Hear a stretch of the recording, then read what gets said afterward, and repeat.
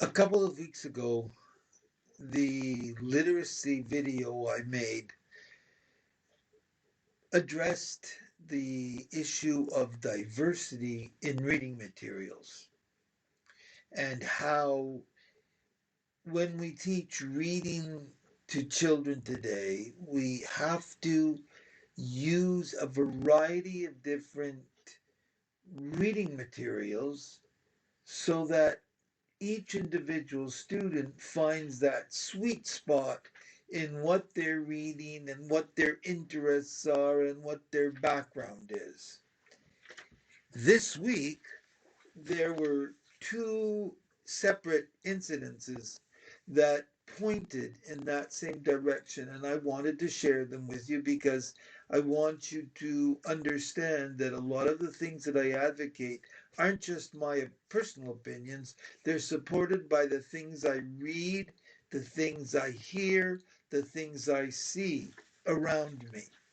So earlier in the week, there was a spot at the end of the Canadian Broadcasting Corporation's The National.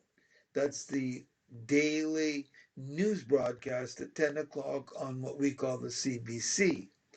And at the end of each edition, they have a moment in which they feature something special that is of general interest.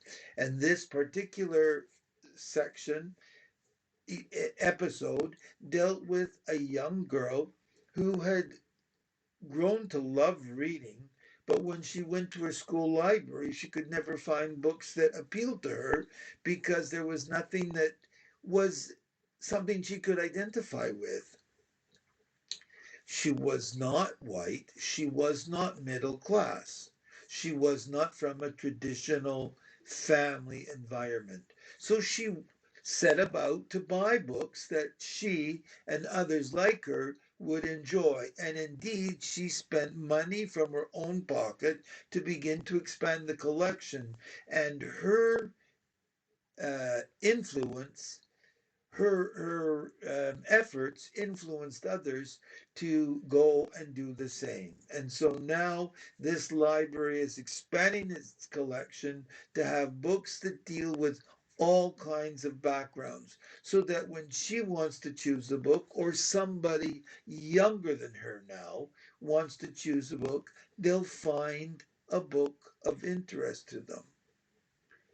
The next morning, in my inbox was a series of headlines that I get from various educational links.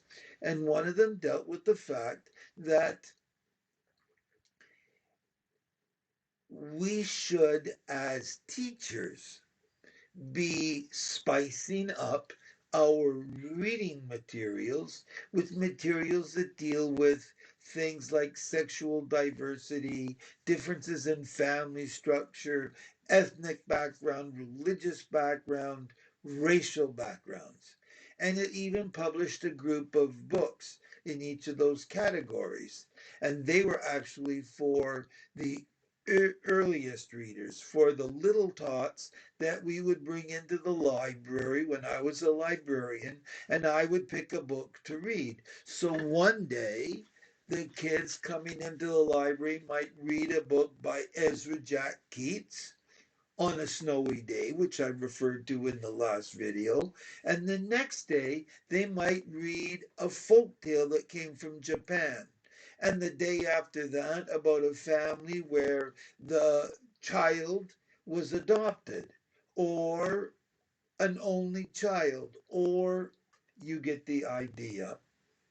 The most important thing is that when we pick up things as adults, we pick up things to read because they are of interest to us. We, all of us, I'm sure, scan newspaper headlines. Nobody has enough time to read everything today.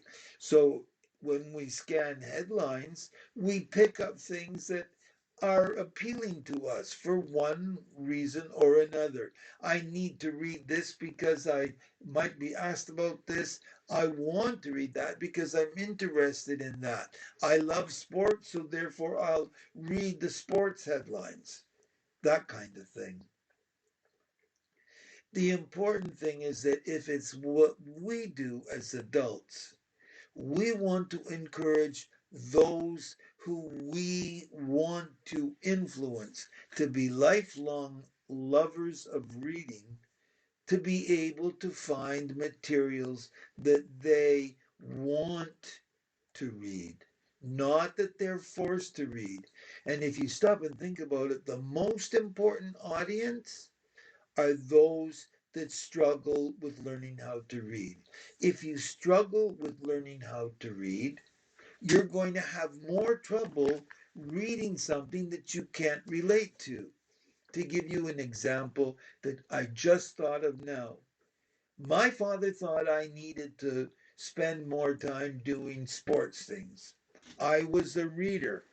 He thought I was a geek and needed to be encouraged to go out and do things. So he used to pester me about going to the arena to skate. He bought me a pair of skates and he thought he was done. I didn't have the dexterity in my hands and the strength in my fingers to tie up skates properly. So I never got them tied up. And so I never could stand up straight on a pair of skates, even into adulthood. Another example is that I hated, I was encouraged to go to the Y to take swimming lessons. And I was forced to go by myself. And I was embarrassed about changing in the locker room with old men and middle aged men and younger men and a little kid because we all had to swim in the nude in the old Y, and that I found difficult to deal with. So as a result, it took me half a lifetime until I discovered the love of exercising using the pool at Brock University, where close to where we live. And even now, I don't run off to skate. It's the same thing with learning how to read and becoming a lifelong reader. The most important thing is our ability to read. I used to tell my students that I was teaching how to teach reading. Those who read succeed. If we want to have successful students come after us, the best legacy is to teach them how to love reading and enjoy being able to pick up a book. Because when you can pick up a book, any book, and read enough to understand, you become more informed about the world and you become more curious about the world because we are inevitably a curious being. All of us have curiosities. Cultivating curiosity, cultivating understanding, and encouraging a love of reading begins with finding things that we want to read. So when you form your library, or when you read to your class, or when you read to your child at night, think about what you want them to be able to do when they're an adult and how you want them to understand the wonders of the world and how to approach them. Those who read succeed. And we, all of us, have different loves when it comes to reading.